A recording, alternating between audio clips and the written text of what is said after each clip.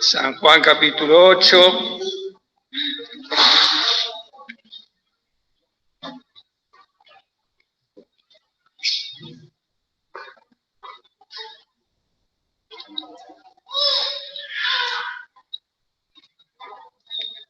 Bueno, y toca el encuentro del Señor Jesús con los fariseos y la mujer adúltera.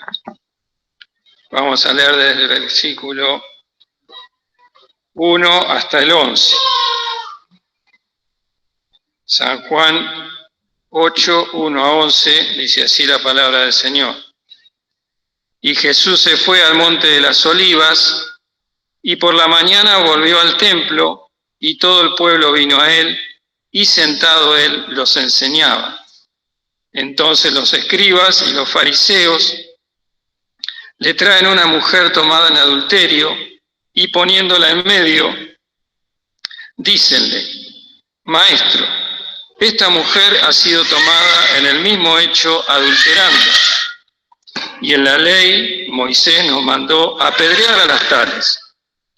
Tú pues, ¿qué dices? Mas esto decían tentándole para poder acusarle. Empero Jesús, inclinado hacia abajo, escribía en tierra con el dedo. Y como perseverasen, preguntándole, enderezóse y díjoles: el que de vosotros esté sin pecado, arroje contra ella la piedra el primero.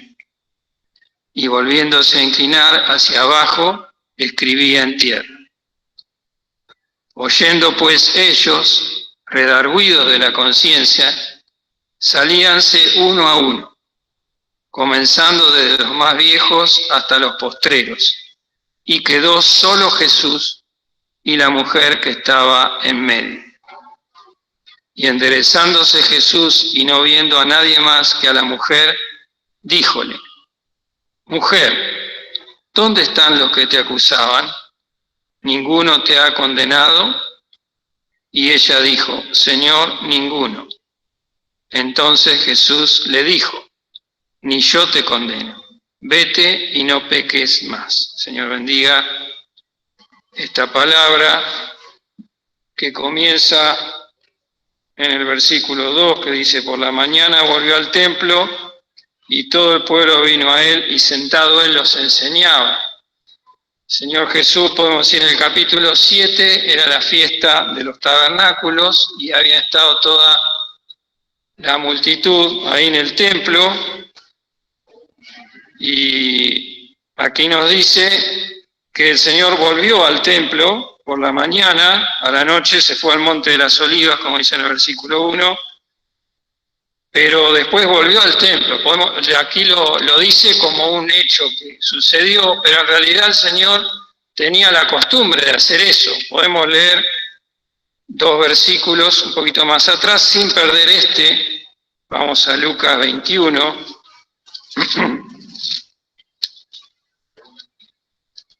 Lucas 21, versículos 37 y 38.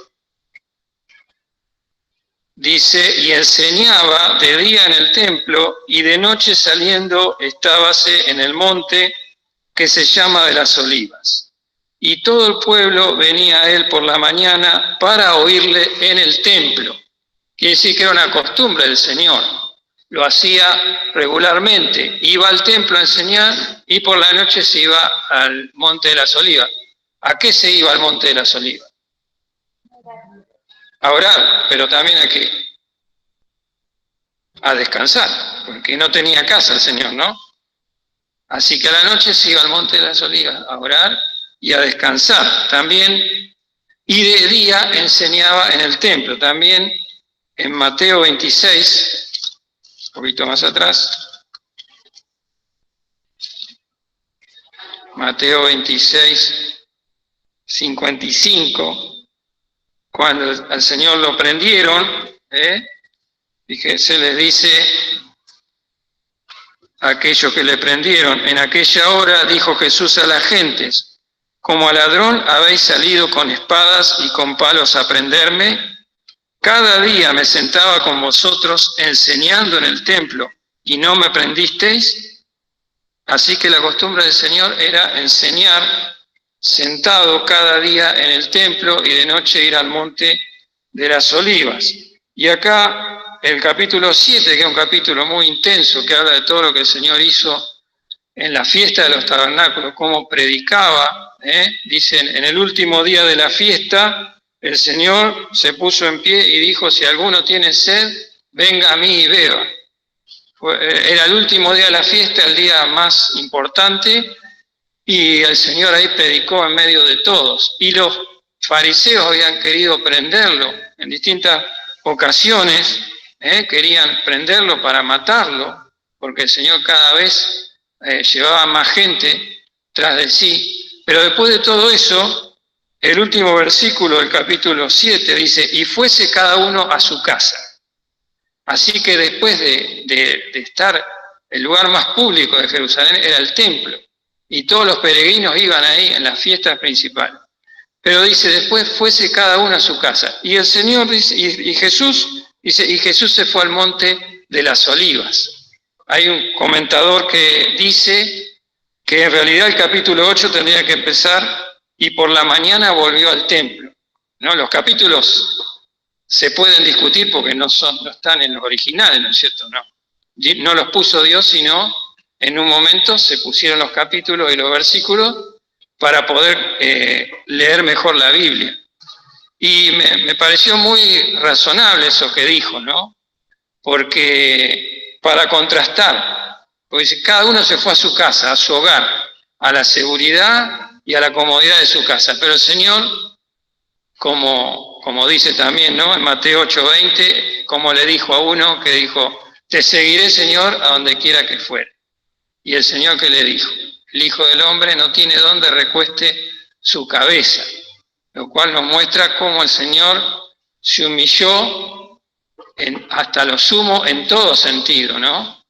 En lo espiritual, al sufrir la cruz de maldición, y aún en sus riquezas, en sus cosas materiales. El Señor se hizo pobre a lo sumo. ¿Para qué? Para ir a la cruz en ese grado de humillación, pero también para enseñarnos a nosotros, que a veces pensamos que tenemos carencias o que nos falta algo, ¿no? El Señor no tenía nada en absoluto, sin embargo, cumplió la voluntad del Padre en perfección, para enseñarnos a nosotros también, que a veces decimos: me falta esto, me falta lo otro. No hablemos de riquezas materiales solamente, ¿no? De lo que sea. Pero el Señor se hizo nada y cumplió la voluntad del Señor, la voluntad del Padre a la perfección. Así que podemos ver, no vamos a leer el capítulo 7, pero ahí vemos cómo varias veces los escribas y los fariseos querían hacerlo caer al Señor en alguna cosa. Querían tomarlo para matarlo, pero no podían porque el pueblo, estaban delante del pueblo, y si no querían hacerlo caer con alguna cosa. Pero acá, en el capítulo 8, ¿qué hacen? Cambian la estrategia, ¿no? Le traen una mujer tomada en adulterio. Y eso también nos enseña a nosotros, porque sabemos que nosotros tenemos lucha contra el diablo, contra nuestra carne, contra el mundo. Y Satanás muchas veces, los demonios, cambian la estrategia para hacernos caer a nosotros. A veces tenemos un pecado o algo que el diablo nos tienta particularmente. Y a veces podemos tener victoria en eso. Pero ¿qué va a hacer el diablo? Va a tratar de hacernos caer de otra manera, como hacía con el Señor, también con nosotros. Eso nos hace pensar, ¿no? Que el enemigo de nuestras almas es muy poderoso y muy astuto. Si no fuera porque nosotros vamos al Señor, el diablo nos trataría de destruir completamente. Y acá toma a estos hombres y cambia la estrategia, ¿no? Le traen una mujer tomada en adulterio. El versículo 3 dice eso, ¿no? Le traen una mujer tomada en adulterio y poniéndola en medio, dícenle: Maestro, esta mujer ha sido tomada en el mismo hecho adulterando. Y en la ley Moisés nos mandó apedrear a las tales. Tú pues, ¿qué dices? Ahí lo ponen al Señor, ¿no?, delante de esa situación, pensando que si decía que había que apedrearla, como dice la ley, iban a ver que el Señor, iban a poner en evidencia que el Señor no hacía lo que decía, que se apiadaba, que el Señor tenía misericordia. Y si hacía lo contrario, iban a decir que el Señor transgredía la ley. El Señor tampoco, el pueblo judío no podía aplicar la pena de muerte, porque estaban bajo el gobierno romano. Entonces también lo podían acusar de que el Señor decía que la mujer muera y acusarlo con el gobierno romano. Así que había varias cosas. Trajeron a la mujer para hacer caer al Señor. Tú pues, ¿qué dices? Lo pone en el lugar de juez al Señor. Y el Señor no había venido para juzgar las almas, sino para salvarlas, para buscar y salvar lo que se había perdido. No había venido para perder las almas. Lo dice en varias oportunidades. El versículo 6, acá lo dice también Juan, ¿no? Mas esto decían tentándole para poder acusarle. Empero Jesús, inclinado hacia abajo, escribía en tierra con el dedo. Escribía en tierra con el dedo. Esto es algo que a mí siempre me ha llamado la atención, no sé a ustedes, pero siempre, ¿por qué? Y aparte se ha hecho miles de conjeturas y a ver qué escribía con el dedo. Unos dicen que escribía la ley, otros dicen que escribía otra cosa, el mandamiento habla del adulterio. No se sabe qué escribía, pero escribía en tierra con el dedo, inclinándose. Así que si está acá tenemos que sacar una enseñanza para nosotros. Y es mi opinión, ¿no? Yo no sé, cada uno, pero yo creo que un poco viene por la postura del Señor. Porque el Señor acá hay una cosa que remarca la palabra, ¿no?, que hemos leído los versículos anteriores. El Señor, para enseñar a la gente qué hacía, qué posición estaba. Estaba sentado, ¿no? En el versículo 2 dice: y por la mañana volvió al templo y todo el pueblo vino a él y sentado él los enseñaba. El maestro está sentado para enseñar. En el pasaje que leímos en Mateo 26, 55, cuando el Señor le dice a aquellos que lo habían prendido, dice: cada día me sentaba con vosotros enseñando en el templo. Así que podemos decir que el Señor está sentado enseñando la palabra. Pero en este caso, en que los escribas y los fariseos hacen esto, el Señor hace algo distinto. ¿Qué hace? Se inclina y escribe con el dedo en la tierra. ¿Qué está haciendo el Señor ahí? ¿Qué pasó con aquellos que acusaban a la mujer? ¿Qué pasó? ¿Se acuerdan? ¿Qué dice? Redargüidos de la conciencia. Fueron redargüidos. Ahí ya no, si bien está enseñando también, pero está redarguyendo el corazón. ¿Qué significa redarguir? Bueno, significa reprender, significa convencer, mostrar algo, pero estrictamente significa, redarguir significa arguir en contra de los argumentos de una persona. Arguir es argumentar y redarguir es poner un argumento que vaya en contra del argumento que se está trayendo.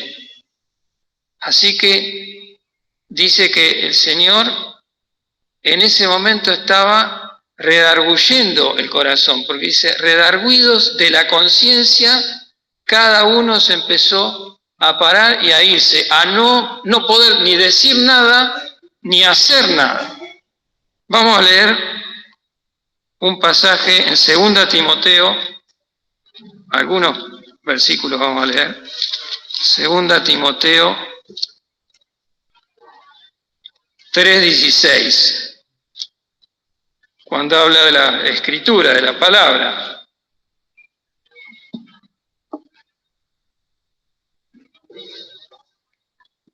Dice, toda escritura es inspirada divinamente y útil para enseñar, para redarguir, para corregir, para instituir en justicia. Aquí tenemos, ¿no? La escritura es la palabra de Dios. ¿Y Dios qué hace? Enseña, pero también redarguye. Nos da un argumento que es contrario a lo que nosotros argumentamos para que cambiemos. Hay muchas cosas más acá, ¿no? Pero podemos decir eso, que el Señor sentado les enseñaba, pero para redarguir, ¿qué tuvo que hacer el Señor? Se tuvo que inclinar. ¿Qué significa que tuvo que inclinar? Se tuvo que humillar. Y para redarguir verdaderamente el corazón del hombre, en la humillación, ahí vemos la obra de humillación de la cruz y la obra del Espíritu Santo que viene al corazón, ¿para qué? Para redarguir.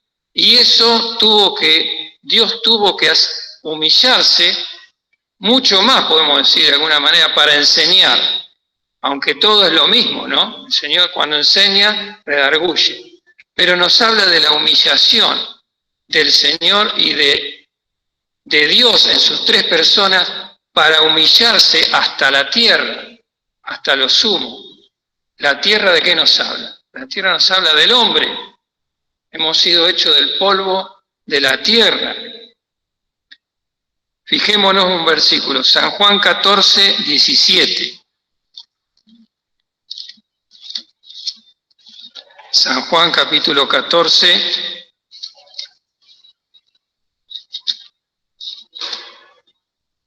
versículo 17. Cuando el Señor prometió el Espíritu Santo, ¿verdad? Antes de ir a la cruz. Dice, al Espíritu de verdad, al cual el mundo no puede recibir, porque no le ve ni le conoce, mas vosotros le conocéis, porque está con vosotros y será en vosotros. Así que pensemos en esto, ¿no? El Señor está prometiendo el Espíritu Santo, pero en ese momento no estaba el Espíritu Santo. Y en este momento, cuando están los fariseos delante del Señor, tampoco estaba el Espíritu Santo. ¿Pero quién estaba? Estaba el Señor, que es lo mismo. Entonces era imposible que esos hombres no fueran redarguidos de pecado, porque estaba el Señor. Y acá nos dice, el Espíritu de verdad que está con vosotros, porque está el Señor ahí, y será en vosotros.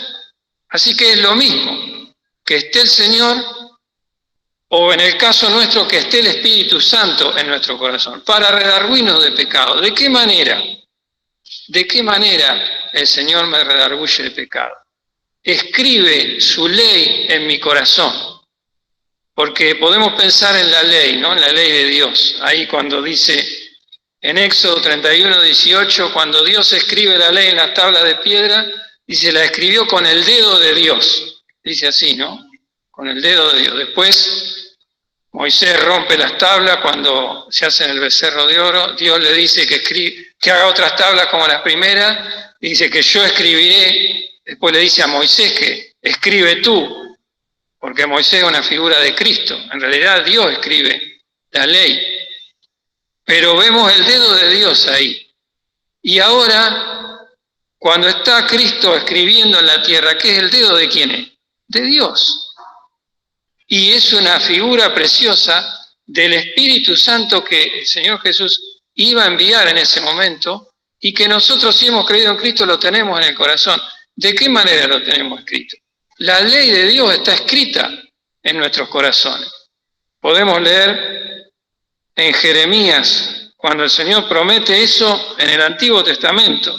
Jeremías 31. Jeremías 31:31.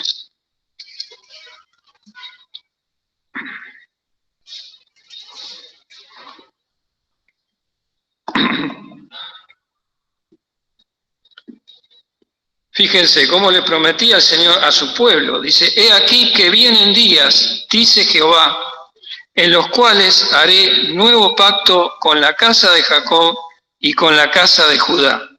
No como el pacto que hice con sus padres el día que tomé su mano para sacarlos de tierra de Egipto, porque ellos invalidaron mi pacto. Bien que fui yo un marido para ellos, dice Jehová. Mas este es el pacto que haré con la casa de Israel después de aquellos días, dice Jehová. Daré mi ley en sus entrañas y escribiréla en sus corazones y seré yo a ellos por Dios y ellos me serán por pueblo. Dios iba a escribir en el corazón, podemos decir la ley, en el Antiguo Testamento, el pacto primero, es perfecta la ley, porque nos muestra a Dios, nos muestra el pecado, pero no era suficiente para nuestra conversión. Dios tenía que escribir la ley en el corazón. Por eso nosotros tenemos, desde el día que creímos, tenemos el Espíritu Santo en nuestro corazón. ¿Qué es lo que nos redarguye verdaderamente de pecado? Y lo que nos hace apartarnos del pecado y cambiar nuestro corazón. Dios tuvo que humillarse hasta la muerte y muerte de cruz. Y el Espíritu Santo tiene que humillarse hasta lo sumo para venir a nuestro corazón, a poner su ley. Así que qué duro nuestro corazón, que cuántas veces el Señor nos habla y no nos redarguye de pecado. San Juan 16, volviendo al Nuevo Testamento, San Juan 16, versículo 7.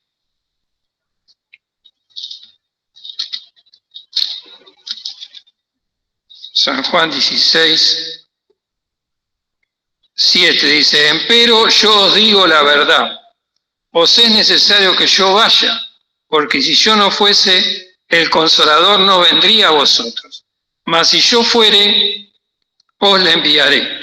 Y cuando Él viniere, redarguirá al mundo de pecado y de justicia y de juicio. De pecado ciertamente por cuanto no creen en mí. De pecado. El pecado que Dios no puede perdonar es no creer en Cristo. Por eso redarguirá al mundo de pecado. Aquel que no crea en Cristo, cualquier pecado perdona el Señor. Pero el pecado de no creer en Cristo no lo puede perdonar el Señor porque es lo que Él envió a su Hijo para librarnos del pecado. De justicia por cuanto voy al Padre y no me veréis más. ¿A dónde iba a ir el Señor? Al Padre, pero iba a pasar por la cruz para hacer la justicia perfecta de Dios para poder justificarnos a nosotros, y Él iba a resucitar y ascender a los cielos, ¿no? Para mostrar toda justicia.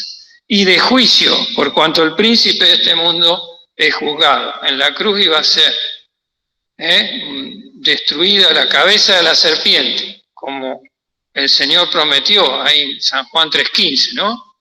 Esta te herirá en la cabeza, la serpiente, la simiente de la mujer iba a ir a matar en la cabeza, lo iba a destruir completamente al diablo y todo lo que había hecho, ¿no? En la cruz.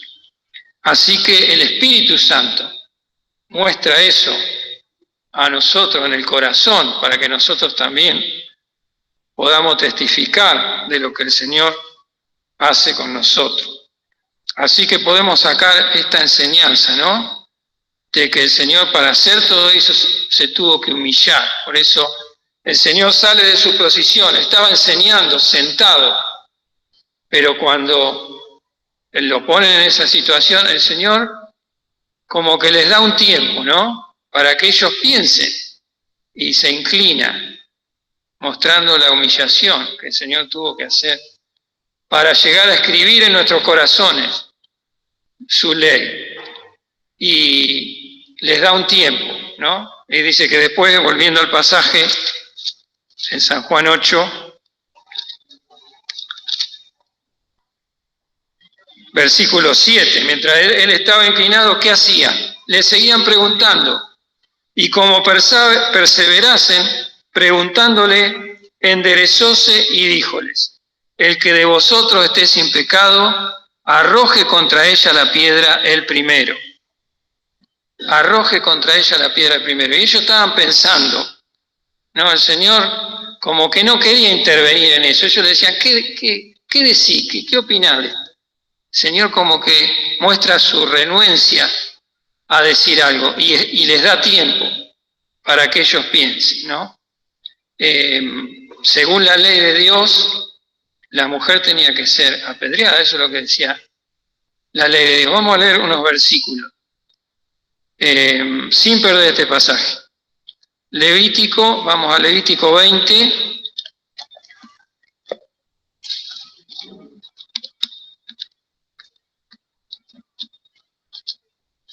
Levítico 20, versículo 10, página 127.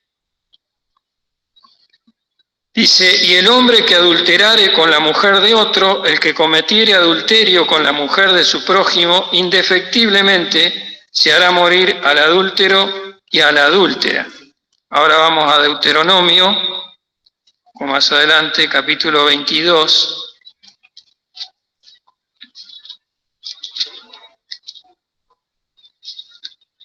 Deuteronomio, página 212, 22. Dice, cuando se sorprendiere alguno echado con mujer casada, con marido, entrambos morirán. El hombre que se acostó con la mujer y la mujer, así quitarás el mal de Israel. Así que esta era la pena capital por adulterio. Pero era muy difícil un pecado privado tener testigos y que los sorprendían al mismo hecho, porque no era suficiente pensar que podían adulterar una pareja, ¿no? Tenían que verlo, sorprenderlo en el mismo hecho, y tenía que haber 2 o 3 testigos que concordaran. Entonces no sucedía eso. Pero ellos habían preparado todo eso para probar al Señor, para atraparlo en alguna cosa. Por empezar, no estaba el hombre, porque ahí dice, si lo encontraban los dos, tenían que estar los dos. Estaba la mujer, no. Por supuesto que todo era falso, ¿no? ¿Sabes? La mujer probablemente había adulterado, no lo sabemos, pero era todo armado para engañar al Señor Jesús. Y además, acá en Deuteronomio, vamos a leer capítulo 17, un poquito para atrás, 17:7, cuando habla de los testigos, cuando encontraban alguna falta en algún hombre o en alguna mujer, el versículo 6, dice, por dicho de 2 testigos o de 3 testigos, morirá el que hubiere de morir, no morirá por el dicho de un solo testigo. La mano de los testigos será primero sobre él para matarlo, y después la mano de todo el pueblo, así quitarás el mal de en medio de ti. Así que, si había que apedrear a alguien, los testigos tenían que empezar. El primero que tenía que tirar la primera piedra era uno de los 3 testigos, y así los 3, y después todo el pueblo. Entonces, cuando el Señor les dice eso, el que esté libre de pecado arroje contra la piedra, el primero tenía que ser uno de los testigos.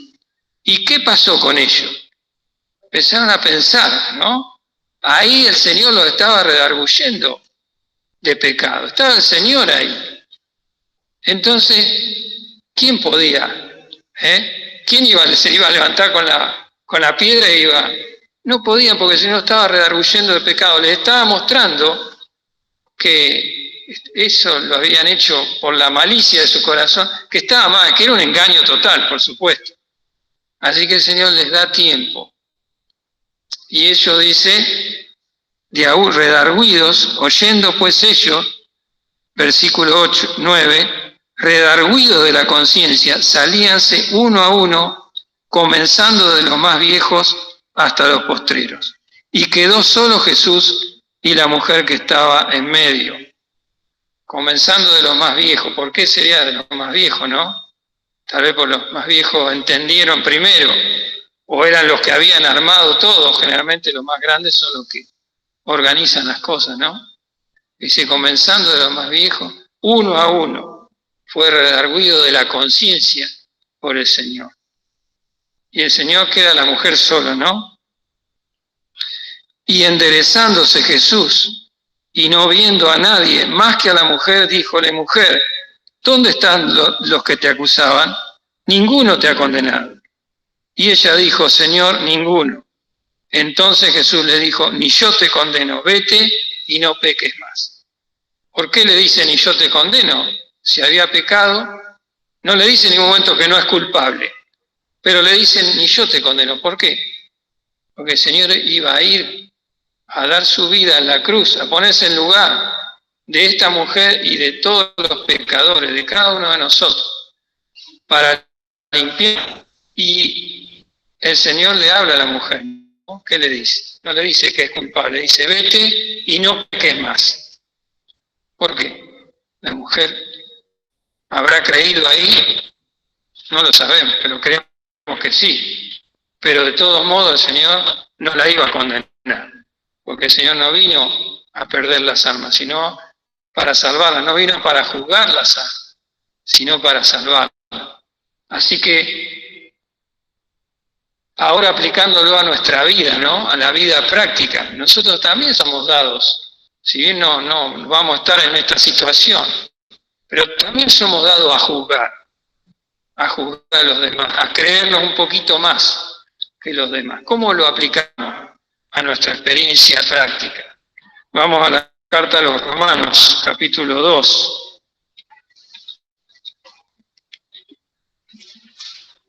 Romanos, capítulo 2. Dice: por lo cual eres inexcusable, oh hombre, cualquiera que juzgas, porque en lo que juzgas a otro, te condenas a ti mismo, porque lo mismo haces tú que juzgas. ¿Cuántas veces podemos haber juzgado a un hermano, no? Pensemos en un pecado grave y público, como es el adulterio, como es algo que vemos que si este hermano está haciendo mal.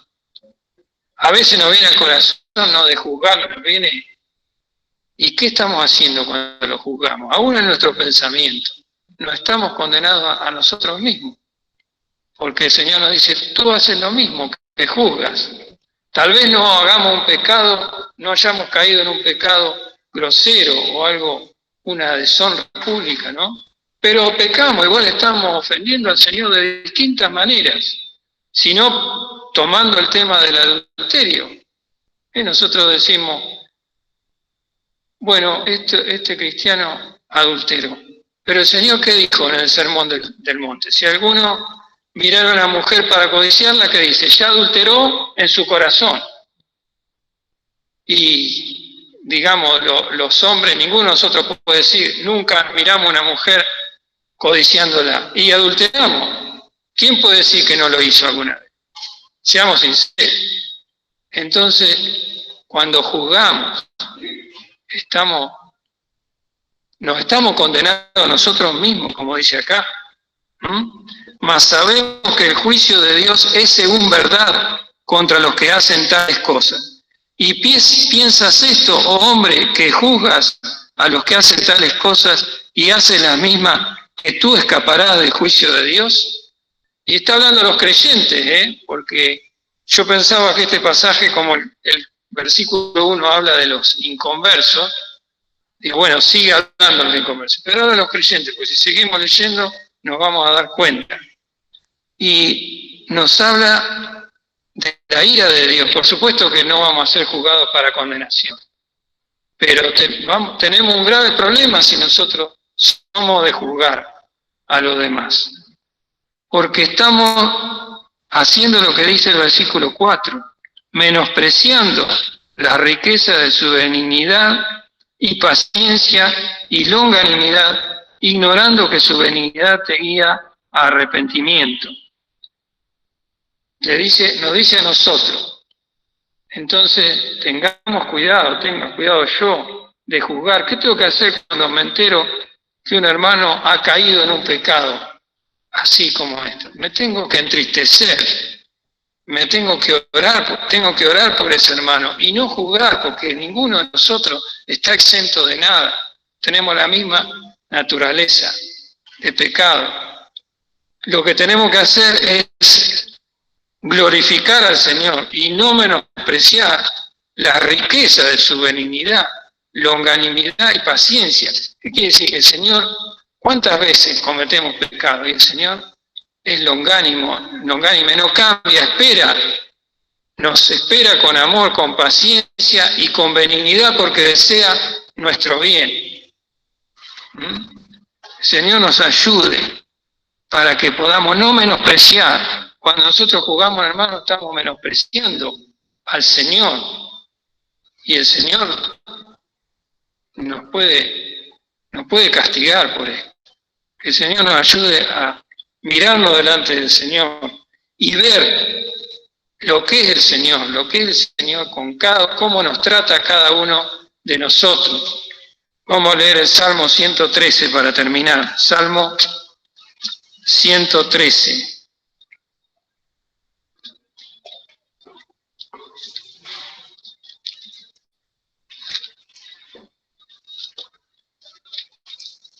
Es un salmo de alabanza. Alabad, siervos de Jehová, alabad el nombre de Jehová, sea alabado el nombre de Jehová. Habla todo de la alabanza. Y en el versículo 5 dice, ¿quién como Jehová nuestro Dios, que ha enaltecido su habitación, que se humilla a mirar en el cielo y en la tierra?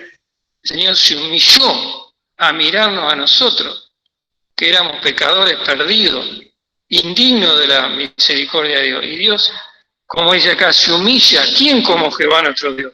Que se humilla a mirar en el cielo y en la tierra. Él levanta del polvo al pobre y al menesteroso alza del estiércol para hacerlo sentar con los príncipes de su pueblo.